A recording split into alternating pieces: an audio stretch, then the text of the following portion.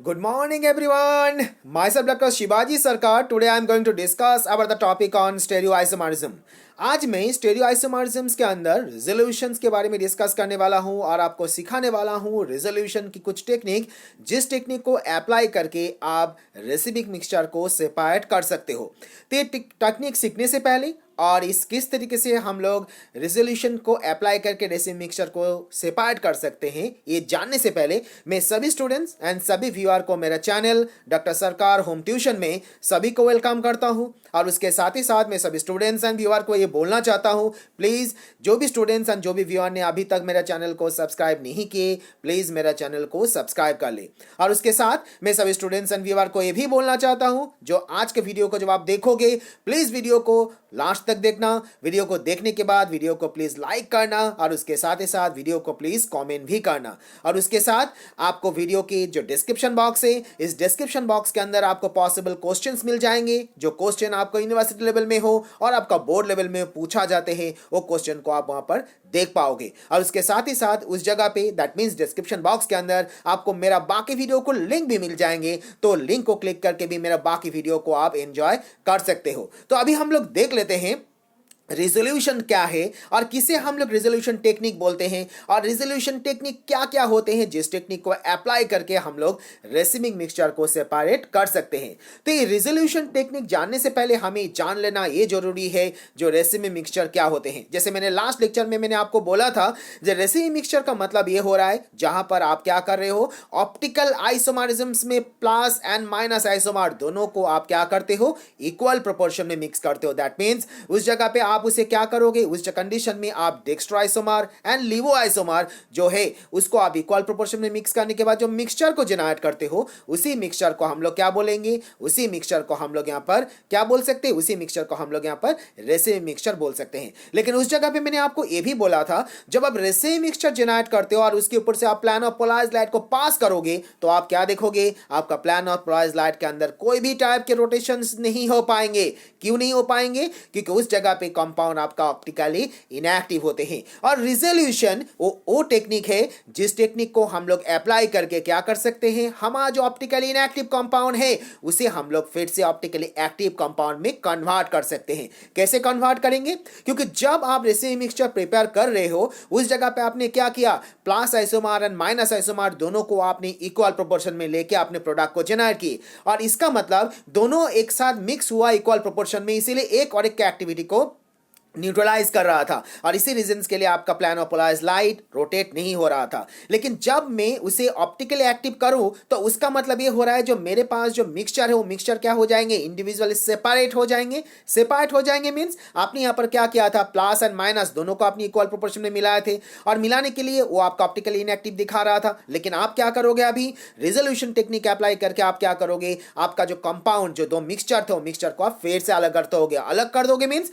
आप यहाँ पर प्लस को अलग कर दोगे और यहां पर माइनस को अलग कर दोगे। और इसी रीजंस के लिए जब प्लस एंड माइनस दो अलग अलग हो जाएंगे, plus isomer and minus isomer जो अलग अलग हो जाएंगे, तो डेफिनेटली आप जानते ही हो प्लस एंड माइनस आइसोमर आपका प्लेन ऑफ पोलराइज्ड लाइट को रोटेट करवा सकता है। और इसी रीजंस के लिए हम लोग उसे क्या बोलते हैं, हम लोग उसे बोलते हैं ऑप्टिकली एक्टिव। तो अभी ये टेक्निक, जो टेक्निक को अप्लाई करके हम लोग ये वर्क कर सकते हैं, जो टेक्निक को अप्लाई करके हम लोग रेसिमिक मिक्सचर को हम लोग अलग अलग दो इंडिविजुअल कंपाउंड में सेपरेट कर सकते हैं, उसी को हम लोग क्या बोलते हैं, उसी को हम लोग बोलते हैं रिजोल्यूशन। इसीलिए आपको ये पॉइंट को याद रखना, जब एग्जाम हॉल में आपको पूछा जाएगा जो रिजोल्यूशंस क्या है, तो आप क्या लिखोगे, the preparations of racemic mixture into its two optically active compound is known as an resolution.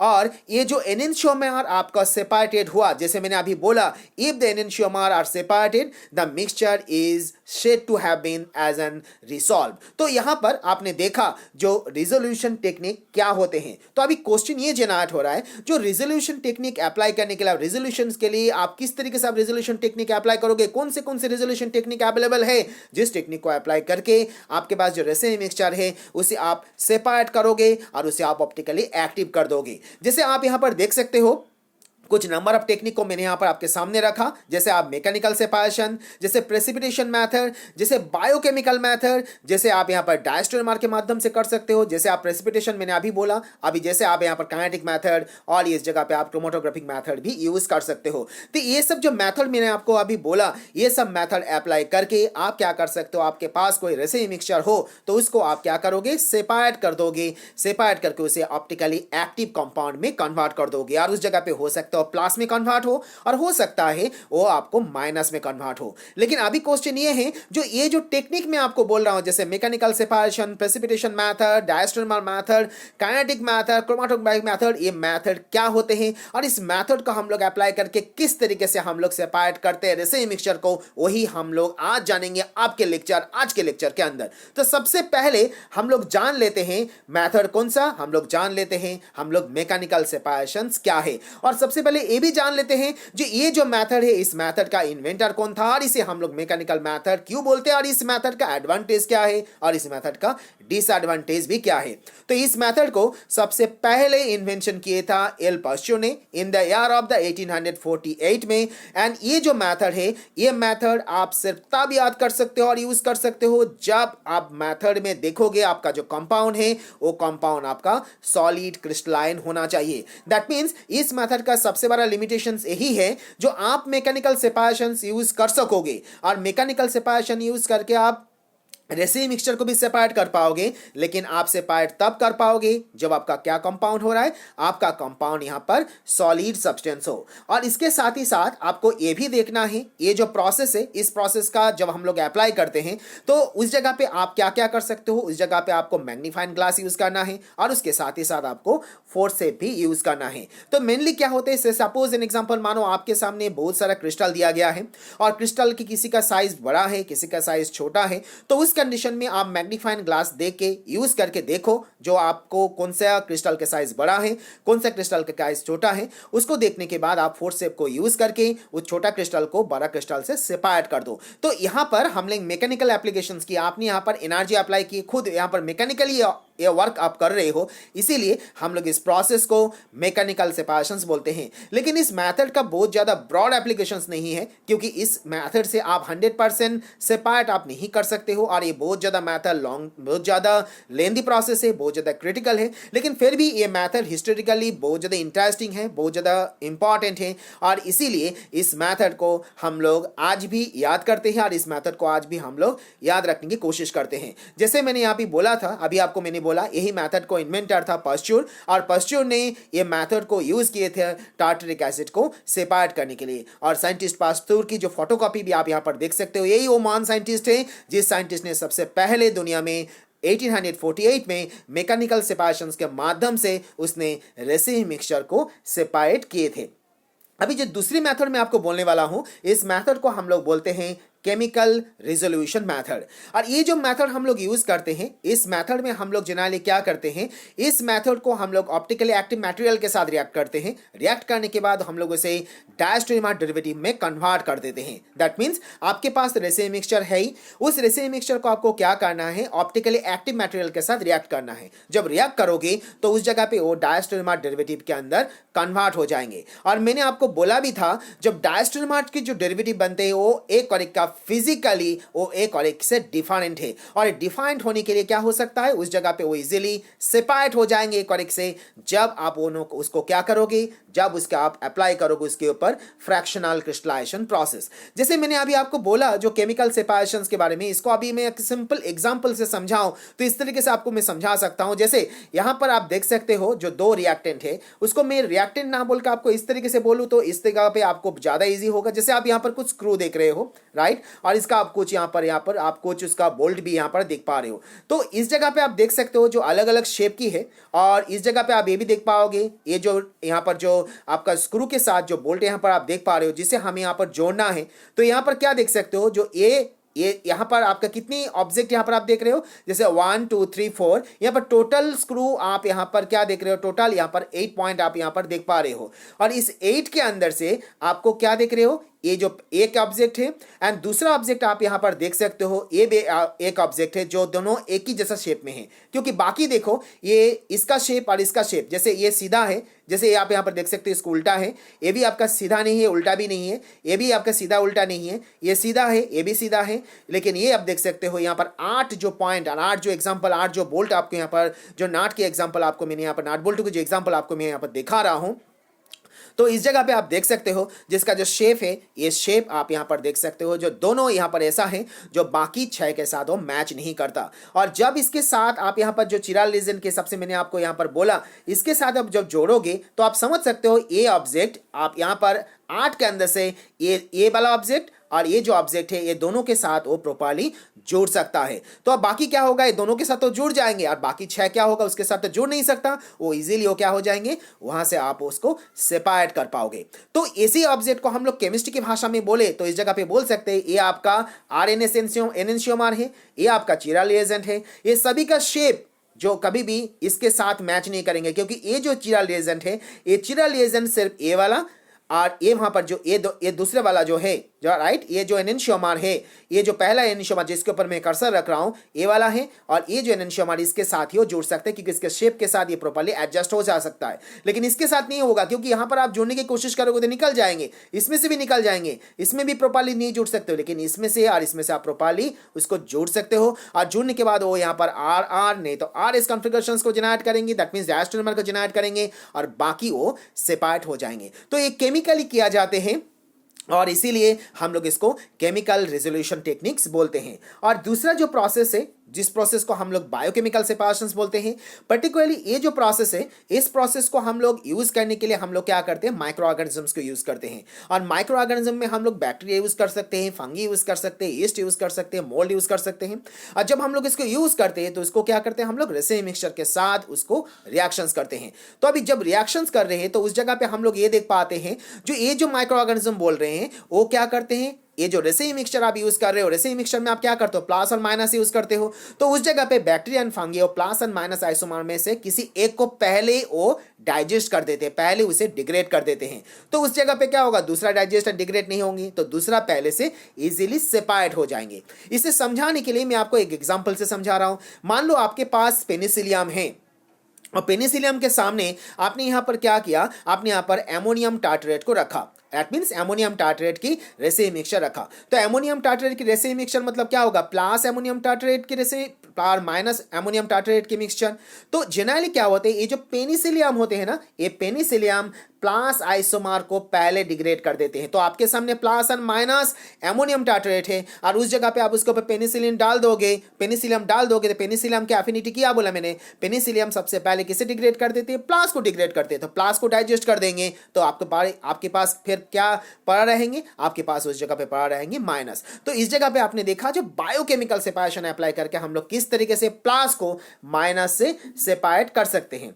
दूसरा जो मेथड मैं अभी आपको बोलने वाला हूं, इस मेथड को क्रोमेटोग्राफिक सेपरेशंस बोलते हैं।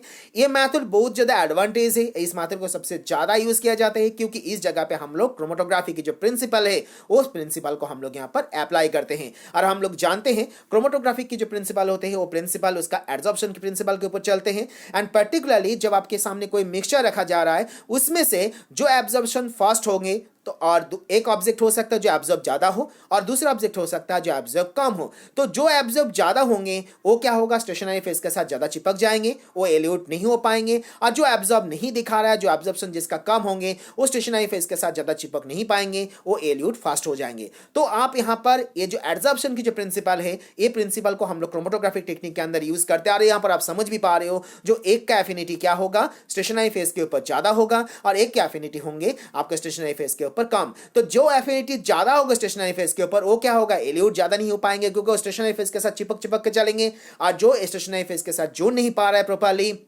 वो एल्यूट फास्ट हो जाएंगे। तो इस जगह पे आप एल्यूशंस के हिसाब से आप यहां पर जो एल्यूट फास्ट हो जा रहा है स्टेशनरी फेज के साथ उसका एफिनिटी नहीं है वो पहले निकल जाएंगे, और दूसरा जो एल्यूट फास्ट नहीं हो पा रहा है जो स्टेशनरी फेज के ऊपर उसका एफिनिटी ज्यादा है उस जगह पे वो एल्यूट फास्ट नहीं होंगे और उस जगह पे वो बाद में एल्यूट होंगे। तो इसमें से एल्यूशंस के हिसाब से आप यहाँ पर पहले एक को बाहर निकाल दे रहे हो फास्टली और दूसरे को आप धीरे धीरे बाहर निकाल रहे हो। इसमें से आप समझ सकते हो जो आप किस तरीके से आपको एल्यूटेट कर पाओगे। दैट मीन्स यहाँ पर आप लोग एल्यूटेट के हिसाब से आप यहाँ पर दो ऑब्जेक्ट को, आपका जो दो मिक्सचर है वो दो मिक्सचर को आप इजीली सेपरेट कर सकते हो। लेकिन आपको भूलना नहीं है ये जो मेथड है ये मेथड आपका एडजॉर्प्शन प्रिंसिपल के ऊपर ही चलते हैं। एंड दूसरा जो मेथड आपको मैं अभी बोलने वाला हूं उस मेथड को हम लोग काइनेटिक मेथड बोलते हैं। ये मेथड भी बहुत ज्यादा वेल नोन है and particularly this method is based on the fact that one enantiomer of the Racemic mixture react faster than other with optically active compound। जैसे मान लो आपके सामने मिथानॉल है और मिथानॉल के साथ आप यहाँ पर मैंडेलिक एसिड के रिएक्शंस कर रहे हो, तो उस जगह पे क्या होता है, मिथानॉल मेनली क्या होता है, प्लस मैंडेलिक एसिड के साथ बहुत ज्यादा फास्ट रिएक्शंस करते हैं जब आप यहाँ पर माइनस मैंडेलिक एसिड के कंपैरिजंस करते हो। तो इस कंडीशन में क्या देख रहे हो, सो इस कंडीशन में क्या हो जा रहा है, ये एक जल्दी रिएक्शंस कर पा रहा है, दूसरी जल्दी रिएक्शंस नहीं कर पा रहा है। और जब जल्दी रिएक्शंस करेंगे, रिएक्शंस करने के बाद ऑप्टिकली एक्टिव कंपाउंड में वो क्या हो जाएंगे, वो ऑप्टिकली एक्टिव कंपाउंड के अंदर जैसे मैंने अभी बोला कन्वर्ट होने का चांसेस रखते हैं। और इसीलिए मैंने आपको बोला this method is based on the fact that one of the enantiomer of the Racemic mixture react faster than other with the optically active compound. जैसे मैंने अभी आपको बोला मिथानॉल मेनली रिएक्ट फास्ट करते हैं किसके साथ, प्लस मैंडेलिक एसिड के साथ, जब उसके सामने आपका होगा minus mandelic acid. And for that reason we are saying that this with a defined kinetic reaction the Racemic mixture can easily separated। तो यहां पर आपने देखा kinetic method एंड दूसरा होता है आपका precipitation method। और जो ये जो precipitation method है यहां पर हम लोग precipitate करेंगे। तो जैसे आपके सामने दो मिक्सचर है, एक प्लस एक माइनस, तो डेफिनेटली जो पहले precipitate होंगे वो पहले निकल जाएंगे और दूसरा जो precipitate नहीं होंगे वो आपके सिस्टम के अंदर रह जाएंगे। तो ये मेथड की बेसिक प्रिंसिपल है precipitations के लिए और इसीलिए हम लोग ऐसा बोलते हैं this method is based on formation of the precipitate by the reaction between any reagent by the Racemic mixture। जैसे एग्जांपल में मैं आपको समझा सकता हूं, जैसे आपके सामने मान लो प्लस और माइनस नार्कोटिन है, तो और उस जगह पे जब उसके H सेल के साथ आप रिएक्शंस करते हो तो उस जगह पे आप क्या देख पाओगे, उस जगह पे आप देखोगे जो प्लस और माइनस के अंदर जब कंपैरिजंस करोगे तो उस जगह पे प्लस नार्कोटिन पहले प्रेसिपिटेट हो जाते हैं जब उसके आप कंपैरिजंस करोगे माइनस नार्कोटिन के साथ, जब उसे आप रिएक्शंस कर रहे हो H सेल के साथ। जो पहले रिएक्शंस करेंगे, जो पहले प्रेसिपिटेट हो जाएंगे, तो आपका हुआ ना दो चीज का आपका सेपरेशन, क्योंकि प्लस पहले प्रेसिपिटेट हो जा रहा है और माइनस क्या होगा, इजीली प्लस से सेपरेट हो जाएंगे। तो ये आपका प्रेसिपिटेशन मेथड है। और जो लास्ट मेथड मैं आपको अभी बोलने वाला हूं जिसको हम लोग डायस्टोमर के हिसाब से जानते हैं और डायस्टोमर मेथड बोलते हैं, particularly when the Racemic mixture is allowed to interact with the optically active material it can be converted into the diastereomer derivative. मैंने पहले भी आपको बोला डायस्टोनिमर में आप क्या देखोगे, उसका फिजिकल प्रॉपर्टी अलग अलग होते हैं एक और एक के साथ, और जब अलग अलग होते हैं तो उसको हम लोग इजीली सेपरेट कर सकते हैं by the help of fractional crystallisation technique से। तो यहाँ पर हमने देख लिया जो कौन से ऐसा मेथड है जिस मेथड को हम लोग रिजोल्यूशन के लिए यूज करते हैं और हम लोग किस तरीके से इस मेथड को यूज करके हम लोग Racemic मिक्सचर को सेपरेट कर सकते हैं। और ये क्वेश्चन यूनिवर्सिटी लेवल में हो और बोर्ड लेवल में हो बहुत ज्यादा इंपॉर्टेंट है। तो जो स्टूडेंट्स बोर्ड लेवल में है उसको भी इस क्वेश्चन को बहुत अच्छे तरीके से याद रखना है और जो यूनिवर्सिटी लेवल में है डेफिनेटली आपको भी ये क्वेश्चन को अच्छी तरीके से याद रखना है। और क्वेश्चन को कैसे पूछेंगे, क्वेश्चन को पूछा जाएगा जो आपका रिजोल्यूशन क्या है और क्वेश्चन को पूछा जाएगा जो आप कौन से ऐसे रिजोल्यूशन टेक्निक यूज करते हो जिस टेक्निक को यूज करके आप Racemic मिक्सचर को सेपरेट कर सकते हो, उसको आप एक्सप्लेन करो ब्रीफली। तो आज के लेक्चर में इतना ही है। नेक्स्ट लेक्चर में हम लोग और भी नया कुछ जानेंगे और देखेंगे कुछ नया क्वेश्चंस को और हम लोग जान भी लेंगे उस क्वेश्चन को हम लोग किस तरीके से सॉल्व करेंगे। तो आफ्टर ऑल सभी स्टूडेंट्स एंड सभी व्यूअर को मैं थैंक्स बोलना चाहता हूं। So thank you each and every students, each and every viewer for your support, for your love and for your valuable comment. Thank you again.